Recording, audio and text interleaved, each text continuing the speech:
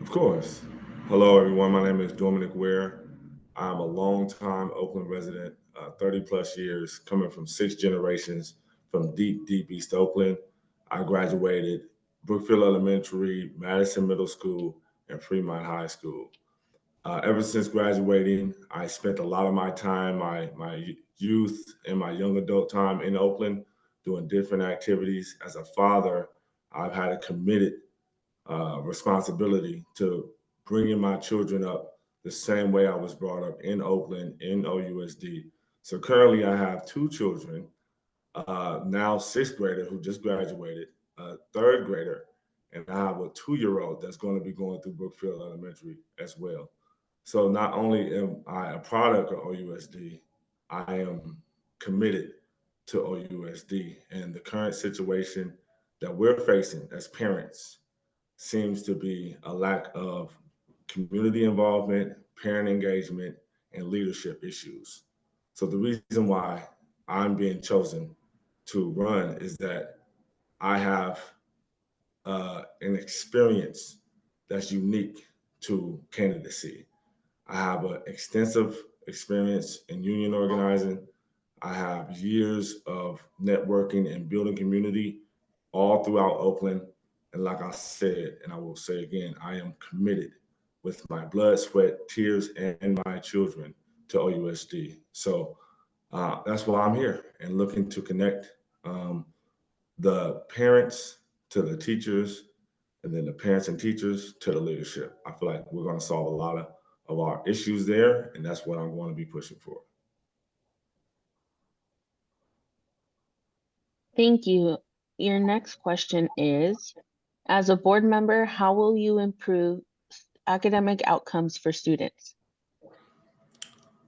Beautiful question. I've dealt with this with my fifth grader. And what I found is that we have teachers that are overworked, stressed, and dealing with political administration issues that, preparing my child, at least in the liking that I would as a parent, wasn't properly communicated because of, he was new to the scene.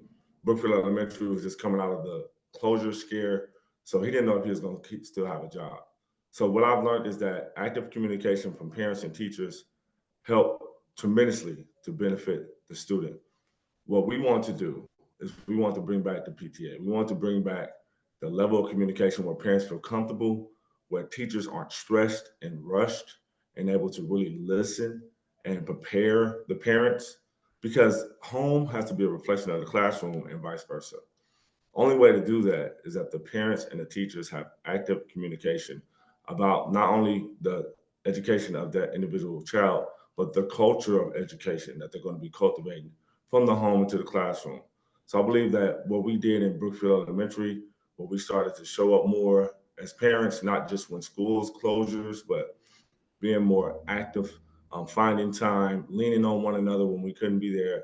Was able to hear more from the teachers, hear ways that we can support more with issues that they may have been having with our children, which translated tremendously to the outcome of our children's grades and their performance.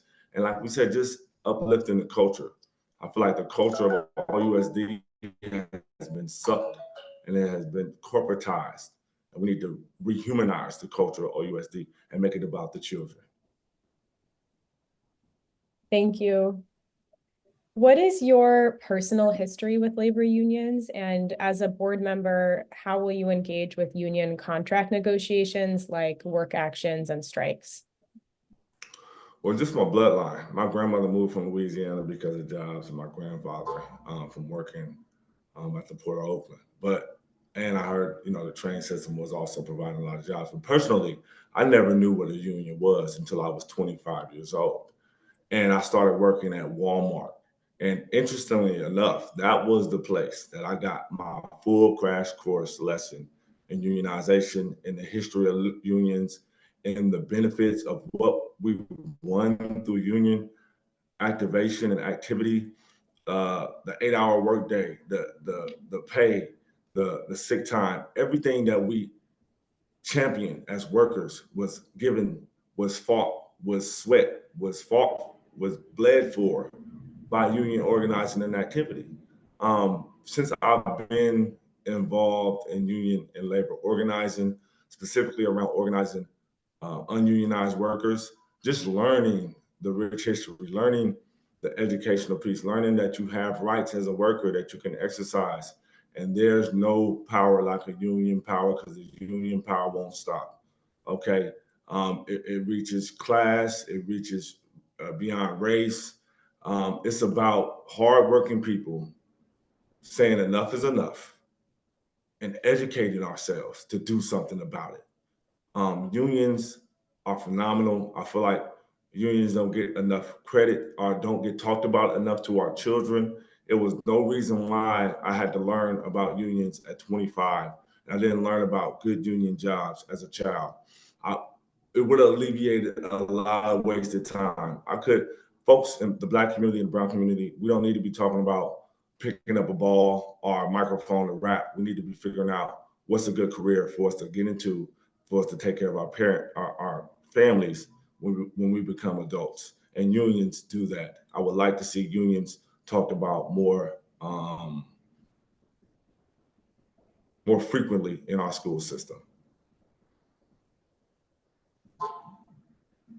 Thank you. Your next question is, what role should unions play in creating district policy? As a board member, how would you maintain a collaborative relationship with OEA and other unions? Well, like I just said, there's no power like the union power, because the union power don't stop. There's a term that I learned from union organizing and being part of the union, is this word called solidarity. I feel like if we really sit down and organize, we can get anything done.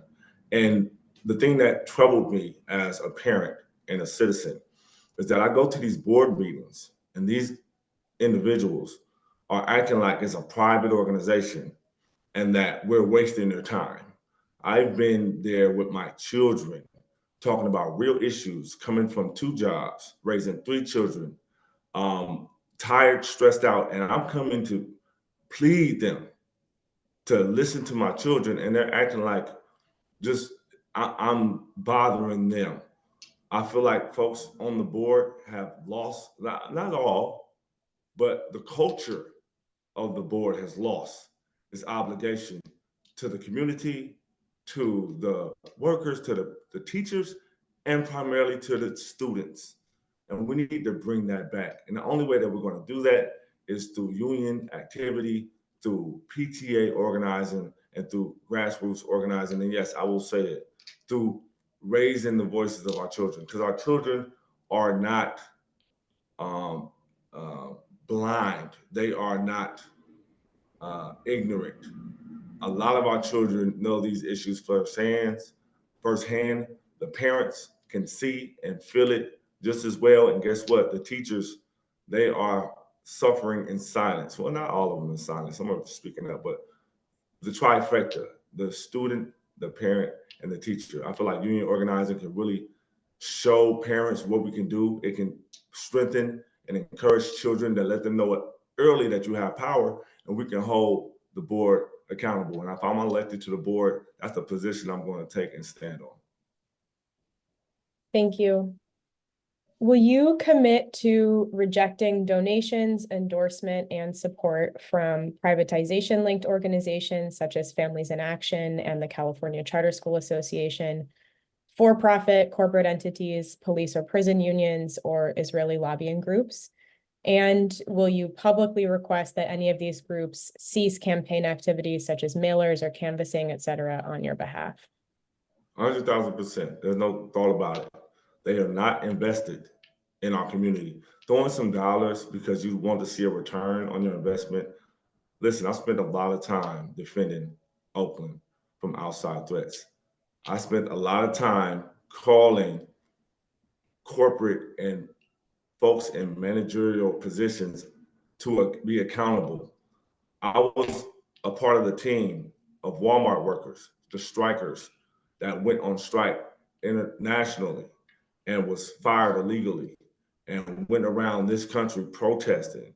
And one of the Walmarts that we went and protested tremendously was at the Oakland Walmart. I was a big part of the organizing, the grassroots organizing.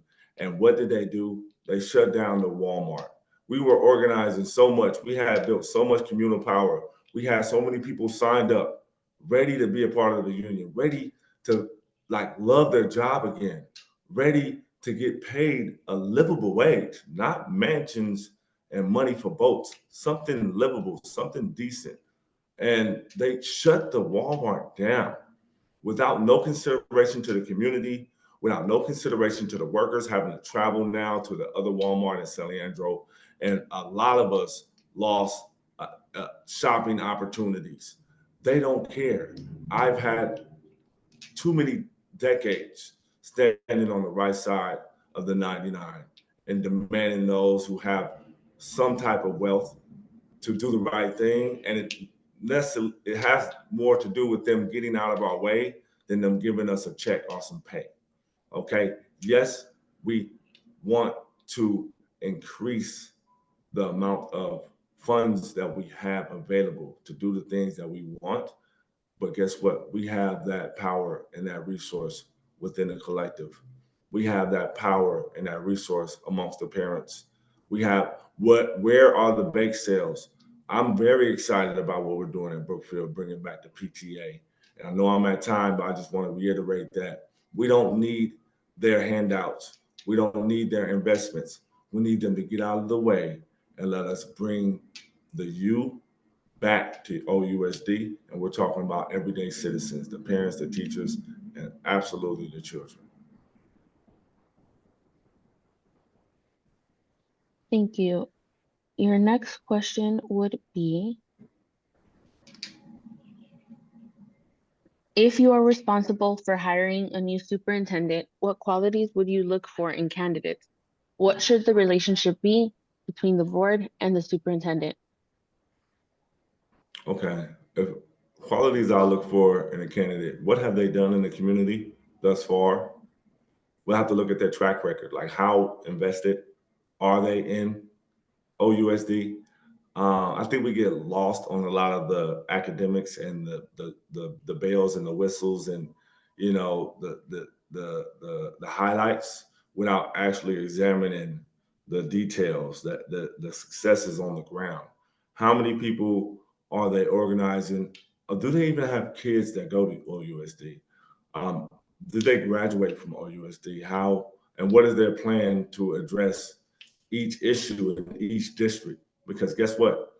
There's a commonality, but each district is dealing with a little bit, specific issues to each and every district. Are they going around? Are they having community meetings? So these are the things that I would look to first as a superintendent. And what's the second part of the question? The second part of the question was, what should the relationship be between the board and the superintendent? Okay. It definitely has to be a relationship of holding each other accountable. The relationship between the board and the superintendent has to be that we communicate what needs to be done from what is being communicated to us from the citizens, from the trifecta that I keep pointing to, the children, the parents, and the teachers. And then make sure that we're not being skimmed over, that the superintendent isn't just coming to tell us all these big pie dreams in the sky. Are we getting done what is being requested of us to get done? And that's all we need to address. That's the main thing we need to address. And everything else will come after that. Are we doing what's being asked of us by the rank and file? Are we doing what's best? Are we bringing in the student council? Are we have a committee with the student? Do we have a committee amongst the parents with the districts? We have to read the information that's coming to us and we have to deliver it to the leadership. That's it. Thank you. Do you commit to voting against any school or special education program closures? And other than closures, what are some specific ways that you can respond to possible funding shortfalls in the budget? Interesting enough. Black and brown community youth are targeted primarily by the special ed program. And no, a lot of times I've seen and I've experienced in my own schooling and my upbringing that folks can be classified 1 year in special education and get specific things that they need to advance, and they come back, catch up, sometimes surpass their peers. So no, special education is aspect of education that pulls individuals out from the collective learning experience that might not be able to keep up or might need another method of teaching, and give them, it's like healing. It's like, bringing somebody back to life. Resuscitation. It's a lifeline for folks who are feeling like they're struggling keeping up. Why would we want to take that away? Why would we want to take a lifeline away from our children? We should be trying to figure out how to strengthen the lifelines. We should be figuring out how to strengthen the children, their learning experience, okay? And special education, from my experience, has been a beautiful addition to help youth, to help parents understand where their youth is at, and help them get the specific support and education needed to be able to catch up with their peers. I don't even know why it's a discussion. We need to be figuring out where we need to move in the budget to make sure that special education, where are we bringing in specialized educators to help teach us how to be better in special education. That it makes no sense that this even is a topic of discussion. Special education is a lifeline for our students, and definitely I will stand for keeping special education. Thank you. What do you believe the future should look like for charter schools in Oakland? Specifically, what are your thoughts on extending property leases, sharing space on OUSD campuses through Prop 39, and transitioning charter schools to district-run schools? I say. So my personal experience with charter schools, I went to Fremont High, class of 05. We were the last class of Fremont, right? We were called Fit in Transition. After that, they did these little academies. They broke the schools up into command. It was a horrible idea then. And since I've been a part of it, I've never wanted to send my child to a charter school. It seems very segregated. I don't know how we can be moving forward as a taxpaying citizen and not wanting to invest more in the public school system. It was great when I was growing up. I mean, I even heard it was better before, but right now it's horrible. Money is missing. Nobody's accountable. Everybody's pointing fingers. It's a mess. And I think it's because we have this distraction here. It's really like a parasite. It's sucking attention and funds away from the vital source of education, what has always been here, okay, since my grandmother came 6 generations ago, was public education. And all my family went to Brookfield Elementary School, and it's a beautiful school, but we have to keep having these discussions about closures and, upgrades, because there's an idea or there's two charter schools that's like, what is going on here? How did we even get to this point? And once again, I've graduated, I've become a parent, I've become an educator. I am going back and learning. How do we even get to the point to where charter schools are such distraction from what we really need to be doubling down, tripling down on, which is the public school, which is making sure that the resources are there, make sure that folks are accountable, make sure that the teachers are supported to do the job, make sure the teachers and the parents are communicating to uplift the culture, and make sure our students are valued and took care of. So I believe the question was, well, what's my stance on charter schools? I feel like charter schools are parasite in a way. I'm 100,000% for public schools.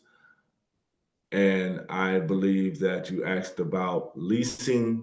I feel like if anything needs to be leased is all these charter schools that's around. We need to figure out how to give some of these students back to the public schools so we can have the funds necessary to be able to give them the best learning experience possible.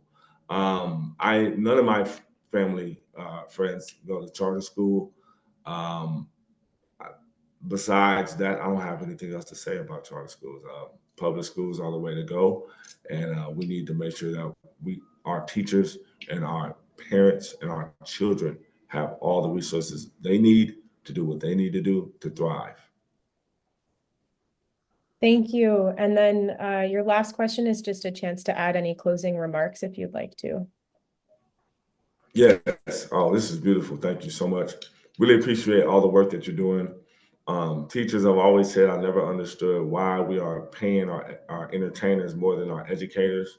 And then we want to complain about the problems and the issues in the Black and brown community. And not even that, just in the urban or in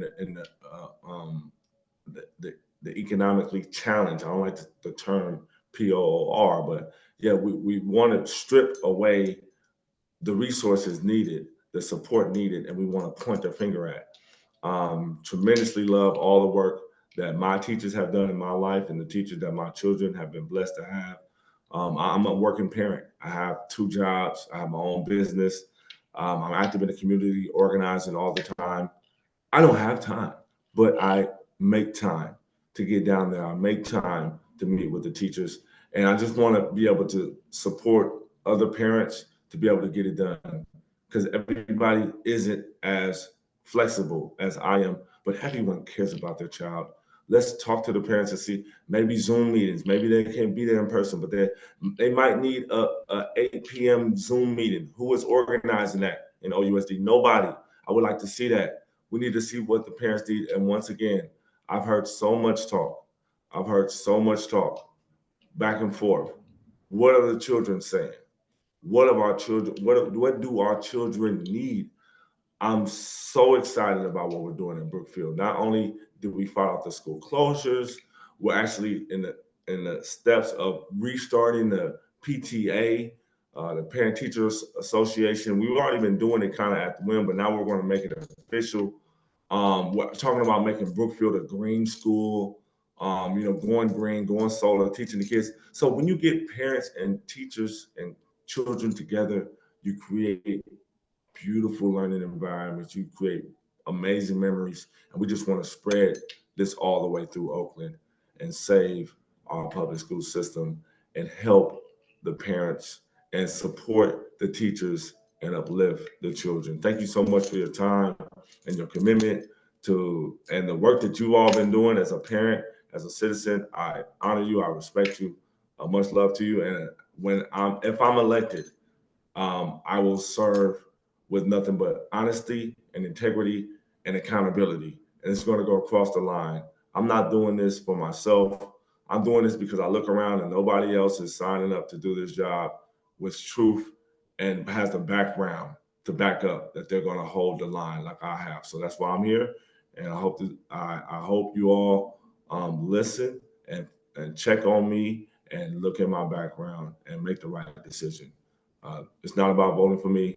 It's not about voting for nobody else. It's about voting for you, voting for your concerns, voting for your cares, and voting for your children. So at the end of the day, I'm happy with that. Thank you for your time.